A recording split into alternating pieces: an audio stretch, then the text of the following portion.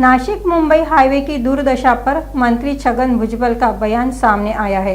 भुजबल ने हाईवे की दुर्दशा पर चिंता जताते हुए उसके तुरंत मरम्मत की मांग की। साथ ही भुजबल ने राष्ट्रवादी के अध्यक्ष अजित पवार के नासिक दौरे के दौरान अपनी गैर मौजूदगी पर भी सफाई दी। वे नासिक में मीडिया से बात कर रहे थे। तुम्हाला कल्पना आहे की मागे सुद्धा मी या बाबतीमध्ये खूप प्रयत्न केले। सोळंके म्हणून कोण इथे चीफ इंजिनियर बसतात, त्यांना बरोबर घेऊन मी सगळं तिकडे फिरलो।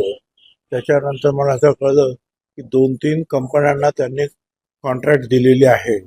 एक कंपनी मुंबईच्या बांद्रा कुर्ला कॉम्प्लेक्समध्ये इंटरनॅशनल कनेक्टेड काही कंपनी आहे, ती तिकडे पण माणसं पाठवली। तिथून एक सिंग नावाचा एक ऑफिसर परत माझ्या बरोबर आला, परत त्याला मी फिरवलं।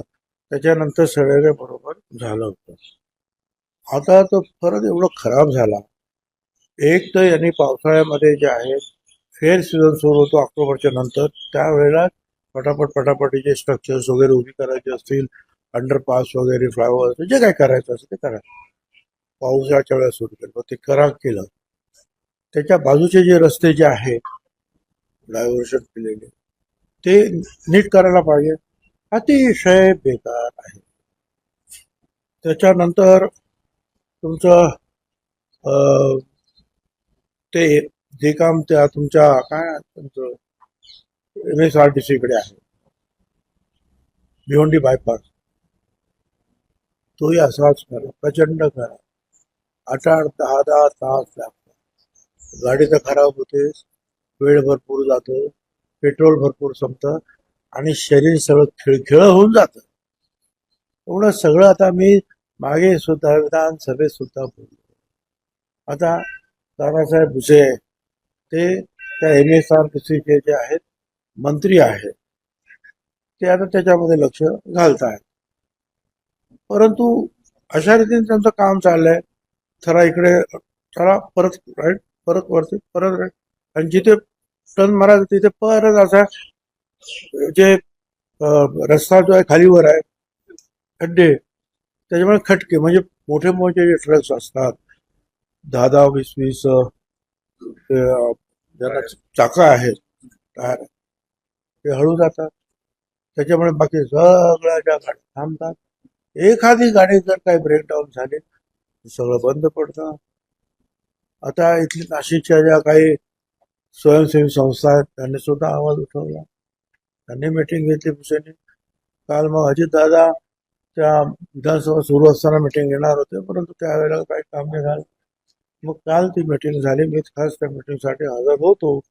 आणि त्याच्यामध्ये नॅशनल हायवेचे जे आहेत सेक्रेटरी दिल्लीचे ते होते, नंतर MSRTCचे काही प्रमुख होते, नंतर रईस शेख आमदार होते, ऑनलाईनला फरांदे मॅडम, भुसे साहेब, तोसकर, 4-5 असे ते पण आमदार होते। सेक्रेटरी सगळे जे आहेत ॲडिशनल चीफ सेक्रेटरी वगैरे ते सुद्धा सगळे होते। आणि मनीषा म्हैसकर मॅडम, ज्यांच्याकडे ते बरंचसं काम याच्यातलं आहे, त्या तो सुद्धा होत्या। आणि त्याच्या खूप साधक बाधक चर्चा आणि फार अतिशय म्हणजे कडक भाषेमध्ये मी तर बोलतो की हे काय सांगतात, आणि आम्ही रोज जातो येतो, आणि साधं आहे तुमचं काम सुरू केलं करत, जिथे गाड्या लेफ्ट राईट होतात सारख्या, तिथे खड्डे तर बुजवा, समतल तर करा, म्हणजे पडदिशी गाड्या निघून जातील। आणि त्यामुळे जे आहेत ना या सगळ्या गोष्टी होतात।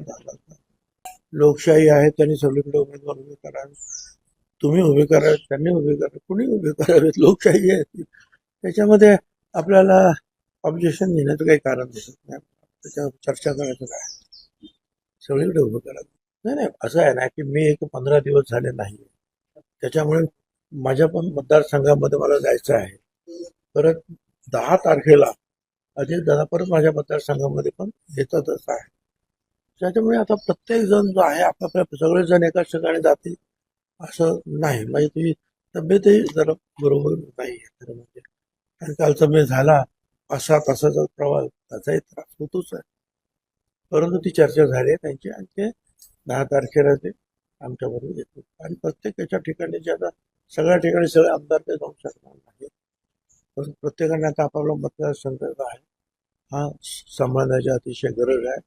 कारण एखाद महिन्यामध्ये कदाचित आचारसंहिता लागली तर मग सगळी कामं बाजूला पडते. ते सगळं आहे. आणि माझ्या इथं तर वेगवेगळ्या रोज तुम्ही न्यूज छापतच असतात, दाखवतच असतात. त्याच्यामुळे मी पण थोडी त्याची मजा घेत असतो. पण लोकशाहीमध्ये सगळ्यांनी उभं राहावं.